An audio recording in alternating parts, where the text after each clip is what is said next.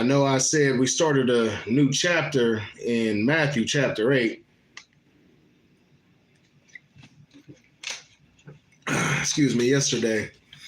And due to the work schedule, wasn't able to go ahead and read and expand on it like I wanted to today. But tonight, I figured I would come on live and go ahead and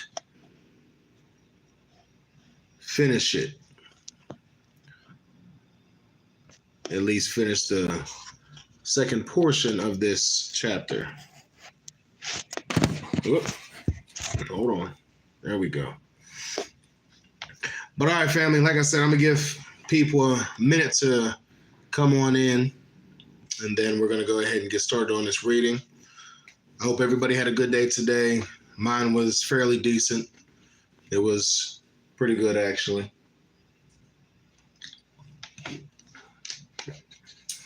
You know, something that I was talking about with a couple people and, then my wife a little bit ago, was there's so many people out here who claim to have so much faith and are ready to die for the Lord, but they're not ready to go out there and live for him.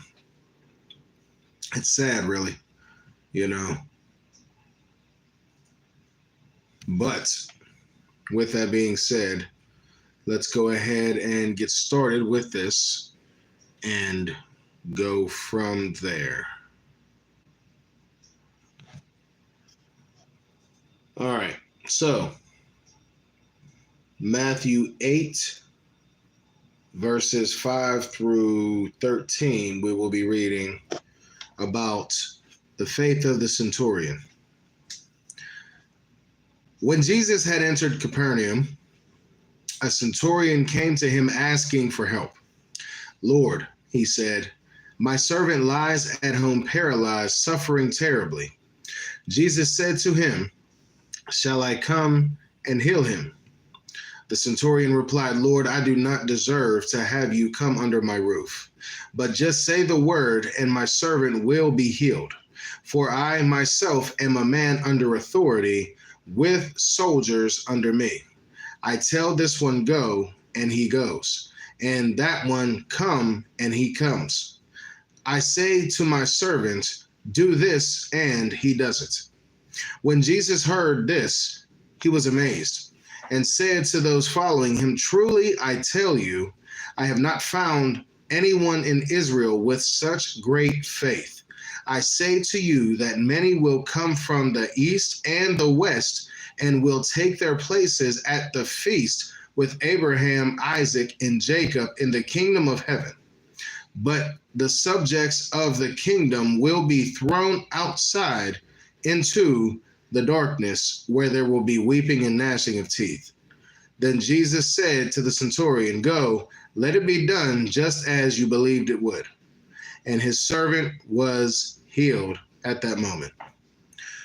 So what we're going to take away from this, like we've been talking about with Matthew, is faith is what activates the Lord's power in our lives.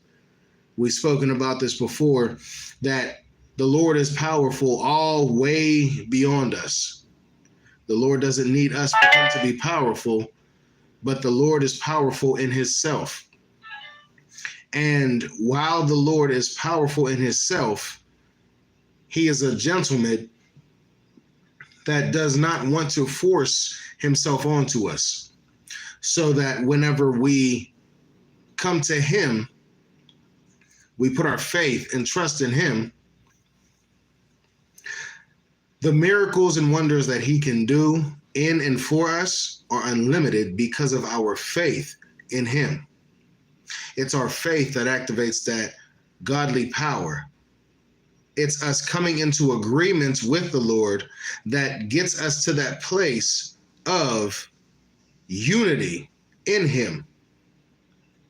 So that whenever we are having a faith that is bigger than the fear, if we are having a faith bigger than what we see, right?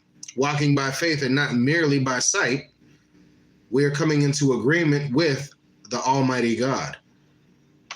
And that agreement is a bond that allows his power to flow through us and over and around us to create something better than where we was at, to heal us from the hurt that we were facing, to move us from the place where we were at. And that faith only has to be as small as a mustard seed. It doesn't have to be a great, humongous gesture. It just has to be as small as a mustard seed. And you can move mountains and throw them into the ocean with that faith. All right, family. We'll come back tomorrow. I may do a video or I may go live. I'm not sure yet, but we'll come back tomorrow and continue this reading in Matthew. All right, fam? Much love to you. God bless. We'll talk soon.